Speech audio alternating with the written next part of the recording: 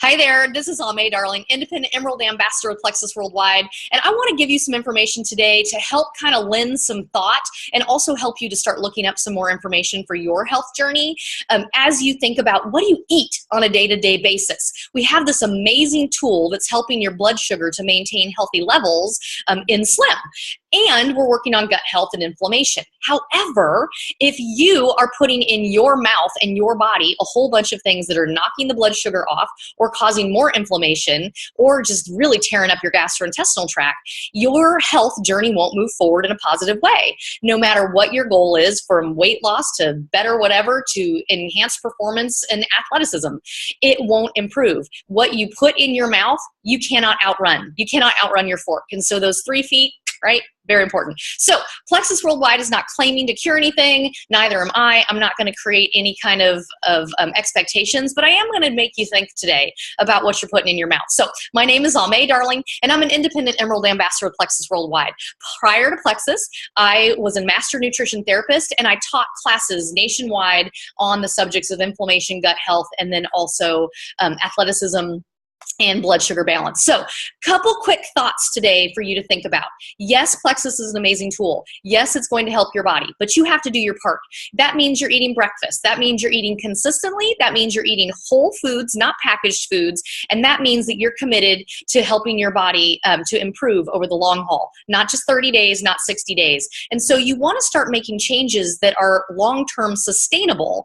And you want to look at a couple key things. Your body is regulated by hormones. And as your body is regulated, it will, it basically has the ability to store fat, right? So that's what most people are trying to get rid of, that extra fat layer. And even if you're a lifter and you're really working on your muscle tone, you still have that fat layer. Fat's important. You need to be eating whole, real fat, right? Nuts and seeds and avocados, but not too much of them, but definitely part of your diet. You need fat. It keeps you warm. It keeps your joints all fluid. Everything is really important. Okay, when you think about what you're eating, you want to spend the time to pre-plan what you're eating. You are an amazing, amazing machine. If you don't care enough to spend the time to learn some new things, attack one meal a day, right? Improve your breakfast, improve your snacking, improve your lunch, improve your dinner.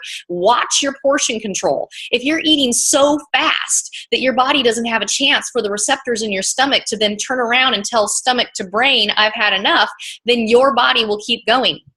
One key thing to bring up to make you think about today: leptin. So you hear me often talk about sugar, and sugar is finally coming to light that there's so much added sugar in our diets. And then when we think about drinking all this soda, you know, all these sports drinks that are full of garbage, on one side of the thought is that you're maybe reducing calories with all these different drinks and foods that are maybe diet related. But on the other side, what is that doing to the health and wellness of your body? Your body only knows how to work with whole things. And leptin is basically the hormone that's related to the metabolism. It's like the gatekeeper for metabolism. When you drink a soda, it has high fructose corn syrup. High fructose corn syrup bypasses the body's ability to know that it's had enough to eat, and you'll keep going. So you want to think about soda. Look that up. You can get some more nitty-gritty on that for those of you that like to know the specifics. Now, the other thing to think about with leptin is sugar turns off the leptin response. So when you're eating a wonderful smoothie, right? But you've got strawberries and you have bananas and then you have pineapple. It tastes great. It's full of sugar. It's lighting up the brain. It's just addictive. It's feeding imbalances in all the yeasts in your body. It's causing you to go up, go down. And then the leptin doesn't really, it turns off. So it doesn't tell your brain, hey, I've had enough. So you have to pay attention, eat more slowly, look for whole foods. So you don't want to be getting up in the morning, drinking your Slim, and then having the smoothie that's full of all these sugars. It'll take about 21 days for your mouth to figure out that it'll taste things differently. So slowly, right? If you're used to 3 fruits in the morning, then go down to 2. If you're used to 2, then great. If you never eat fruit in your smoothie and you're all about the vegetables because you're a dirt and worm kind of person like I am, fine, but you want to look at how can you keep your blood sugar regulated. Sports bars, sports drinks, they're full of added sugar. You want to stick to whole foods. Think apple, applesauce, apple juice. You want to eat the apple more than the applesauce, more than the apple juice, because when something is all ground up, there's also often added sugars The ground up food is easier to process. The process of you chewing, releasing enzymes, swallowing, working with the leptin response, your receptors in your stomach, knowing you've had enough to eat, paying attention to what's going on around you, engaging with others, not watching TV, not being on a phone, all of those things come into play.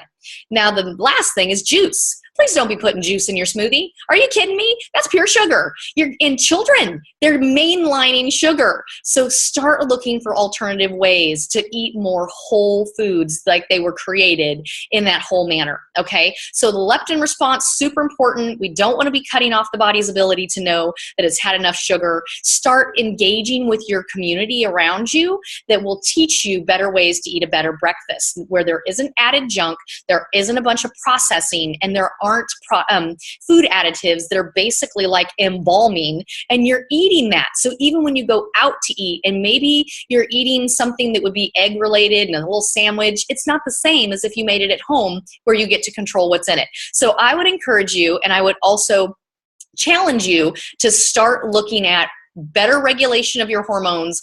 It's related to stress. It's related to lifting weights, it's related to sleep, and it's also highly related to what you put in your mouth. So start becoming aware. This week, start thinking about what is it you're putting into that smoothie? What is it that you're having for lunch? Are you getting enough of those quality fats? Are you getting enough fiber? Is the majority of your diet plant-based? Yes, you can be eating meat, but are you looking for ways to reduce the inflammation, reduce the sugar? Yes, the fiber makes a difference, but it's super important to start looking at how much fruit are you eating. So start thinking about that. Pass that along to some others. And as far as following specific diets and what should you follow, you know, every person's body is made very different. If it works really well for you to eat a gluten-free diet, then eat a gluten-free diet. If it works well for you to, you know, eat a raw foods diet, then eat a raw foods diet. But don't bounce from thing to thing. Whole, real, consistent, the least amount of added junk. Spend the time to do some planning.